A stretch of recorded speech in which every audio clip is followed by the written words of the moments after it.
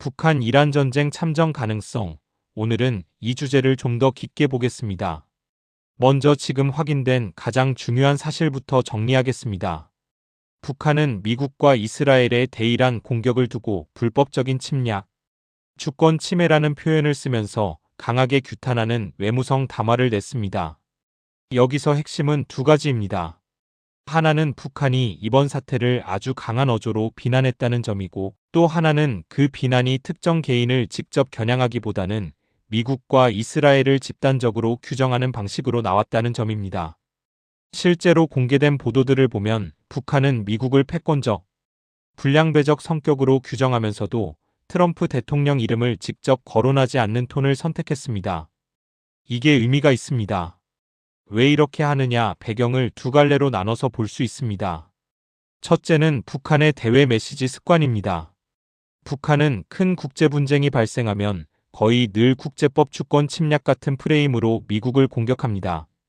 이건 단지 중동 문제에 대한 입장이 아니라 북한이 자기 체제를 정당화하는 논리와 연결됩니다. 북한은 늘 힘이 없으면 당한다는 서사를 쌓아왔고, 그 서사의 결론은 자위력 강화, 핵 억제력 강화로 이어져 왔습니다. 그래서 중동 전쟁은 북한에게 외부의 불안정을 보여주는 소재이고, 그 소재는 내부 결속과 군사 노선의 정당화로 연결될 가능성이 큽니다. 둘째는 협상 계산입니다. 북한이 트럼프 개인을 직접 공격하지 않은 점은 대화의 문을 완전히 닫지 않으려는 신호로 해석될 여지가 있습니다. 물론 북한이 당장 대화로 나온다는 뜻은 아닙니다. 다만 북한은 필요하면 언제든 협상판을 열었다 닫았다 하는 방식으로 전략을 써왔습니다. 그래서 미국을 비난하되 특정 개인을 지목해 돌이킬 수 없게 만들지는 않는다는 접근이 나올 수 있습니다. 이건 전형적인 대외 메시지 관리입니다. 강경함을 유지하면서도 향후 선택지를 남겨두는 겁니다. 그런데 이번 사태가 한반도 정세에 미치는 영향은 단순히 말로 끝나지 않을 수 있습니다. 북한이 담화에서 이번 사태가 다른 지역에도 부정적 영향을 줄 수 있다는 취지로 언급했다는 점이 중요합니다. 이런 문장은 흔히 그냥 지나치기 쉬운데, 북한식 언어에서는 우리도 영향을 받을 수 있다, 상황이 확대되면 우리도 강경해질 수 있다는 함의를 담는 경우가 많습니다. 즉, 북한은 중동 전쟁을 명분 삼아 동북아에서의 군사 긴장 수위를 올리거나 자신들의 군사 활동을 정당화하는 재료로 쓸 수 있습니다. 실제로 북한은 국제적 충돌이 커질수록 미국이 세계 곳곳에서 군사력을 남용한다는 논리를 강조하면서 자신의 군사 노선을 더 강하게 밀어붙여 왔습니다. 여기서 사람들이 가장 궁금해하는 질문이 나오죠. 북한이 이란 전쟁에 참전할 수 있느냐? 결론부터 말하면 지금 단계에서 공개 정보로 확인되는 범위 안에서는 북한이 군대를 보내거나 공개적으로 전쟁 당사국을 지원하겠다고 선언할 가능성은 높지 않습니다. 이유는 간단합니다. 중동은 너무 멀고 직접 파병은 엄청난 군수 부담이 따릅니다. 게다가 북한은 이미 제재 환경 속에서 움직이고 있고, 직접 참전 같은 행동은 추가 압박을 불러올 수 있습니다. 북한이 가장 두려워하는 건 한반도에서의 추가 부담인데, 굳이 멀리서 위험을 키워 한반도에서의 리스크를 더 키울 유인이 크지 않습니다. 하지만 참전이라는 말은 넓게 쓰이기도 합니다.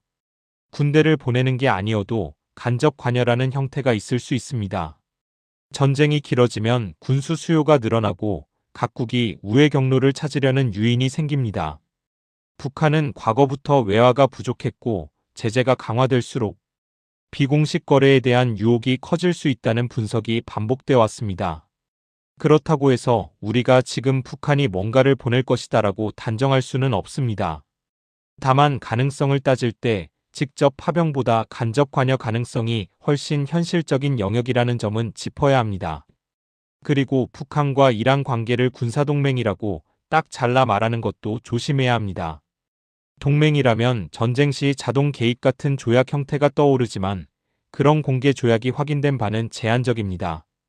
다만 여러 분석기관과 언론에서 북한과 이란 사이의 미사일 기술이나 방산 분야에서의 협력 가능성이 오래전부터 거론돼 온 건 사실입니다.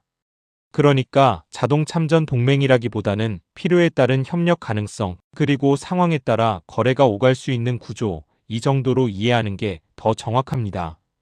정리하겠습니다. 북한이 이번에 비난 성명을 낸 배경은 단순히 이란 편을 드는 감정의 문제가 아니라 북한식 논리로 미국을 공격하고 자신의 군사 노선을 정당화하는 목적이 큽니다. 동시에 트럼프를 직접 거론하지 않은 점은 향후 선택지를 남겨둔 메시지 관리로도 읽힐 수 있습니다.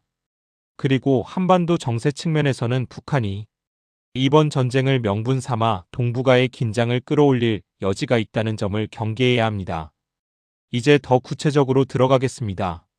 북한이 직간접 관여를 할지 판단할 체크포인트, 그리고 가장 현실적인 시나리오를 차분히 정리해 보겠습니다. 북한이 이란 전쟁에 직간접으로 관여할 가능성이 있는지, 있다면 어떤 형태가 될지, 그리고 그게 한반도에 어떤 파장을 줄지입니다. 여기서 가장 중요한 건 감정이 아니라 관찰 포인트입니다. 무엇을 보면 북한의 태도가 단순한 말인지 실제 움직임인지 구분할 수 있느냐, 이걸 짚어보겠습니다. 먼저 북한의 말, 그러니까 공식 메시지를 봐야 합니다. 북한은 이번 담화에서 미국과 이스라엘을 강하게 규탄했고 불법 침략 주권 침해 같은 표현으로 규정했습니다. 이런 수준은 북한 외교 담화에서 종종 나오는 패턴입니다. 그런데 만약 북한이 한 단계 더 올라간다면 표현이 달라집니다.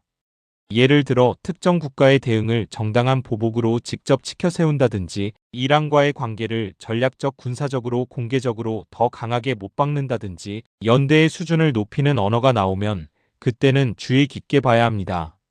지금까지 확인된 공개 보도 범위에서는 그런 수위까지는 뚜렷하지 않습니다. 강하게 비난하되 자신이 당사자로 들어가지는 않는 톤입니다. 두 번째는 외교 행보입니다. 북한이 유엔 무대에서 어떤 발언을 하는지, 특정 국가들과 공동 메시지를 내는지, 그리고 이란과의 교류 신호가 포착되는지입니다. 공개적으로 확인되는 고위급 접촉, 특사 파견, 외교 채널의 재가동 같은 움직임은 강한 시그널이 됩니다. 하지만 북한은 지금 외교적 공간이 제한적이고 이런 움직임이 나오더라도 대개 상징적 성격이 강할 수 있습니다. 그럼에도 누구 편에 서는지를 보여주는 상징은 국제 정세에서 의미가 큽니다. 세 번째가 가장 민감한 부분인데 물밑거래 가능성입니다. 이건 단정하면 안 됩니다. 확인이 어렵고 과장이 붙기 쉬운 영역이기 때문입니다. 다만 전쟁이 길어질수록 무기와 부품 수요가 커지고 제재를 받는 국가들은 우회 공급망을 찾으려는 유인이 생깁니다. 북한은 외화가 부족하고 제재로 합법 수입 통로가 제한돼 있습니다. 그래서 북한이 현금이 되는 거래에 관심을 가질 가능성 자체는 구조적으로 존재합니다. 하지만 가능성이 존재한다는 말과 실제로 행동에 옮긴다는 말은 완전히 다릅니다. 이 지점에서 우리는 냉정해야 합니다. 그렇다면 한반도 정세에는 어떤 영향이 가장 클까요? 저는 세 가지가 핵심이라고 봅니다. 첫째, 북한의 핵군사 노선 강화 명분이 커질 수 있습니다. 중동에서 벌어지는 충돌을 보면서 북한은 내부적으로 그래서 우리가 힘을 길러야 한다는 논리를 강화할 가능성이 큽니다. 특히 지도부 입장에서는 협상은 위험하다, 힘이 있어야 안전하다는 메시지를 더 강조할 수 있습니다. 이런 방향은 결국 군사활동 강화, 무력 시위 강화로 이어질 수 있습니다. 둘째, 북미 대화 환경이 더 나빠질 수 있습니다. 전쟁이 커지면 미국의 외교 우선순위가 중동으로 쏠리고 동북아는 상대적으로 후순위로 밀릴 수 있습니다. 반대로 북한은 미국이 여기저기서 군사력을 쓴다는 프레임을 강화하면서 협상 자체를 더 경계할 수 있습니다. 즉, 대화 재개 가능성이 낮아질 수 있다는 관측이 나옵니다. 다만 이 부분은 상황 변화에 따라 달라질 수 있으니 단정이 아니라 가능성으로 봐야 합니다. 셋째, 동북아 군사 긴장이 연쇄적으로 커질 위험입니다. 중동 전쟁이 장기화되면 국제 정세는 불안정해지고 각국은 자기 방어를 이유로 군사 태세를 강화합니다. 이 과정에서 북한이 도발적 메시지를 내거나 군사 활동을 늘리면 한반도 주변국도 경계 수위를 올릴 수밖에 없습니다. 이런 상호 경계의 상승이 한반도 정세를 더 불안하게 만들 수 있습니다. 그럼 가장 중요한 질문으로 돌아가겠습니다.